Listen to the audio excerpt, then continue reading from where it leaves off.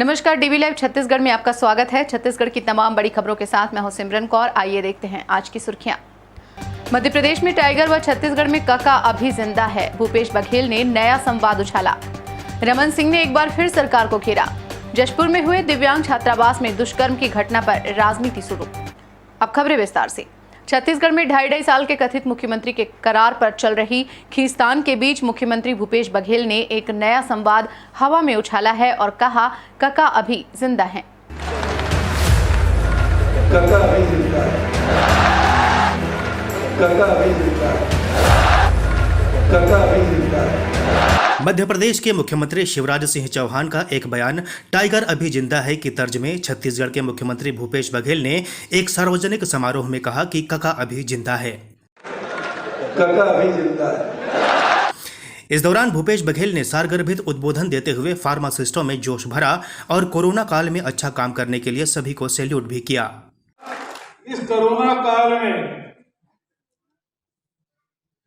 जितनी मेहनत, जितना योगदान, जितना सेवा परायणता हमारे आरबीसी से जुड़े हुए साथियों ने किया है, जो मानवता की सेवा उन्होंने की है, उसके लिए मैं उनको सबको सैल्यूट करता हूं। एक दिन पहले ही दिल्ली से लौटे स्वास्थ्य मंत्री टीएस सिंहदेव ने सत्ता में बदलाव के संकेत दिए। मुख्यमंत्री भूपेश बघेल शनिवार को राजधानी के पंडित दीनदयाल उपाध्याय ऑडिटोरियम पहुंचे थे।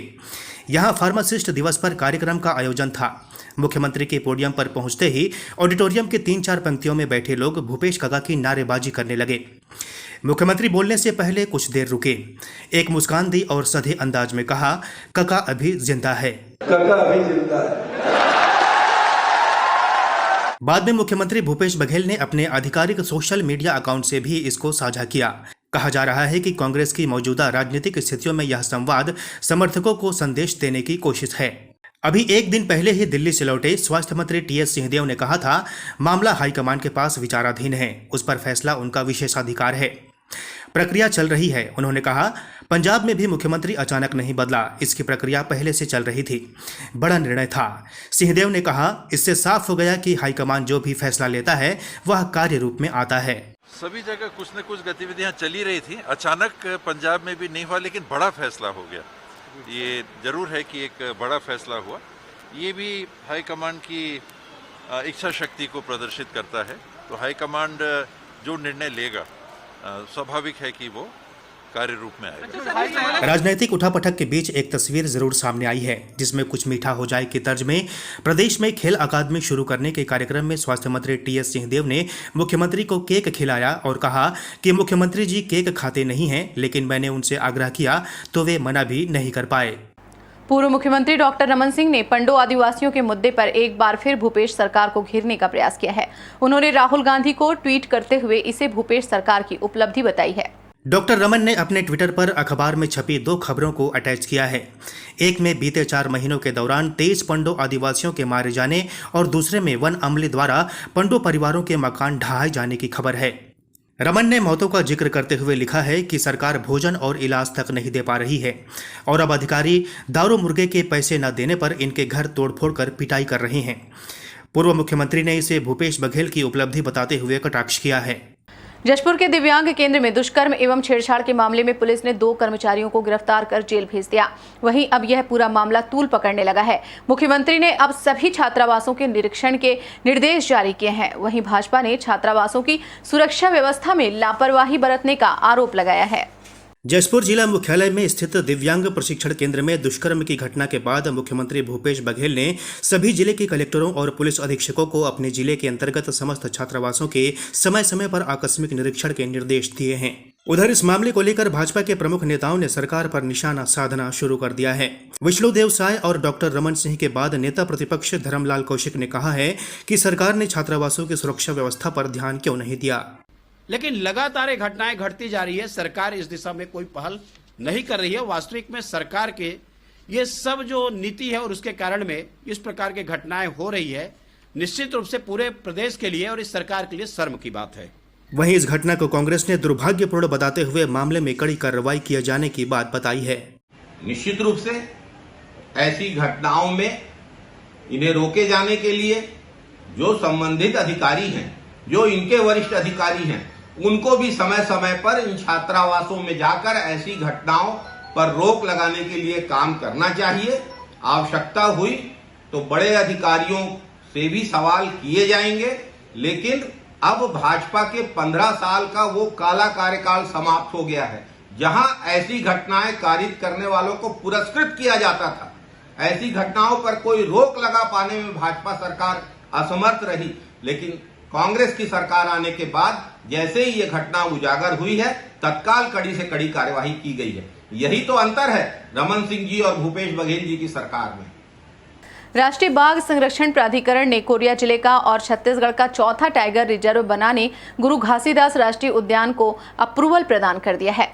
अचानक मार के बाद राज्य का दूसरा बड़ा टाइगर रिजर्व होगा, जो गुरु घासीदास नेशनल पार्क, बैकुंठपुर और तमोर पिंगला अभ्यारण्य को मिलाकर बनाया जाएगा। गुरु घासीदास राष्ट्रीय उद्यान के संचालक रंगराधा रामकृष्ण का कहना है कि NTCA से हमें अप्रूवल मिल गया है। प्रदेश के मुख्यमंत्री, वन मंत्री व सभी उच्च अधिकारियों का मार्गदर्शन और सहयोग के कारण ऐसा हो सका है। वर्तमान में कान्हा से ATR तक 115 किलोमीटर एरिया को टाइगर कॉरिडोर चिन्हांकित किया गया है।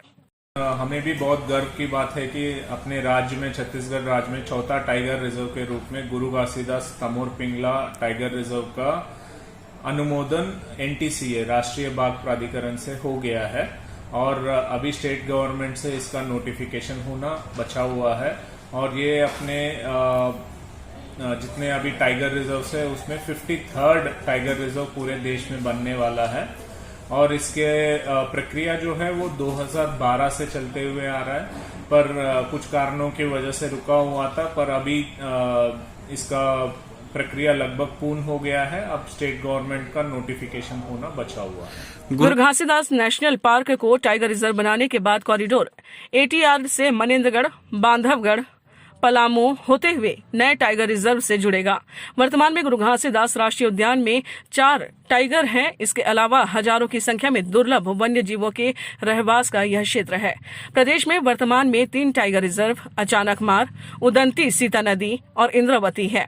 गुरु घासीदास नेशनल पार्क को टाइगर रिजर्व बनाने का सबसे बड़ा फायदा यह होगा कि बाघों के संरक्षण के लिए प्रयास तेज होंगे। शाह से शराब और चा से चखना। जी हां, ऐसी ही एक क्लास लगी धमतरी शहर के एक वार्ड में, जहां स्कूल के विद्यार्थियों ने शराब दुकान के विरोध में दुकान के सामने ही कक्षा लगाई और यहीं पर शुरू हो गई पाठशाला। नागरिकों ने बताया कि बीते 25 दिनों से यहां शराब दुकान का विरोध किया जा रहा है। शराब दुकान बंद करना होगा, करना होगा, करना होगा। का से काजू, डी से डिस्पोजल, पा से पानी पाउच, सा से शराब, चा से चखना, होगा, करना होगा। शराब दुकान बंद करना होगा, करना होगा, करना होगा। शराब दुकान बंद कराने के लिए सोरीद वार्डवासी बाग तराई के समस्त माता, महिला और खासकर स्कूलों बच्चों द्वारा आंदोलन के 26वें दिन आज बच्चों द्वारा अनोखा प्रदर्शन किया गया। आज बच्चों द्वारा वहीं पाठशाला लगाकर आज शासन प्रशासन को जगाने का काम किया, क्योंकि जब स्कूल के सामने शराब दुकान खुलेगा तो बच्चे लोग तो यही सीखेंगे कि सा से चा से चखना, सा से शराब, पा से पानी पाउच, डी से डिस्पोजल, यही सीखेंगे। इसलिए हम लोग शासन से बार बार निवेदन कर रहे हैं कि खासकर स्कूली बच्चों को आने वाले भविष्य को ध्यान में रखते हुए तत्काल शराब दुकान को हटाया जाए। दुर्ग से रायपुर के बीच नेशनल हाईवे पर बने गड्ढों से निजात पाने के लिए बच्चों ने जर्जर सड़क पर रंगोली और पेंटिंग बनाकर अनोखा विरोध प्रदर्शन किया। पूर्व में यहां महिलाओं ने सड़क पर निर्मित गड्ढों पर कैटवॉक करके लोगों का ध्यान खींचा था। दुर्ग भिलाई के अंतर्गत आने वाले नेशनल हाईवे के इस हिस्से की सड़क में काफी गड्ढे हो गए हैं, जिसका अलग अलग तरीके से विरोध किया जा रहा है। बीते दिनों इसकी मार्ग पर लड़कियों ने कैटवॉक किया। इस बार बच्चों ने सड़क पर रंगोली बनाई और पेंटिंग भी तैयार किया।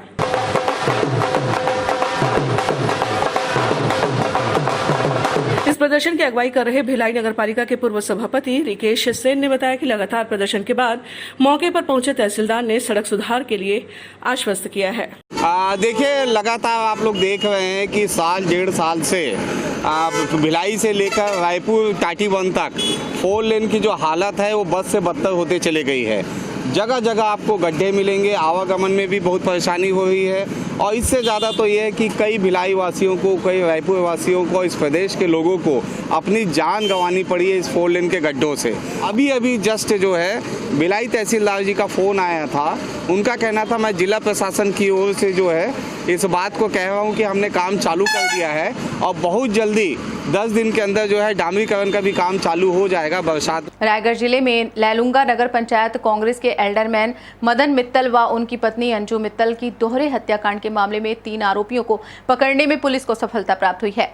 आपको बता दें कि आरोपियों की गिरफ्तारी न होने से नाराज लोगों ने चक्काजाम और नगर बंद भी किया था, जिसके बाद पुलिस को यह सफलता हाथ लगी। बिलासपुर संभाग के आईजी रतनलाल डांगी ने बताया कि इस दोहरे हत्याकांड में लगभग 5 लोगों के शामिल होने की जानकारी मिली है, जिनमें से 3 की गिरफ्तारी होने के बाद 2 अन्य को जल्द गिरफ्तार कर लिया जाएगा और आज पूरे मामले का खुलासा पत्रकार वार्ता लेकर किया जाएगा। आईजी रतनलाल डांगी ने बताया कि इस मामले में कल एक महत्वपूर्ण क्लू हाथ लगने के बाद पुलिस की टीम हत्यारों तक पहुंच चुकी है। इस बुलेटिन में फिलहाल इतना ही। बने रहिए डीवी लाइव छत्तीसगढ़ के साथ। नमस्कार।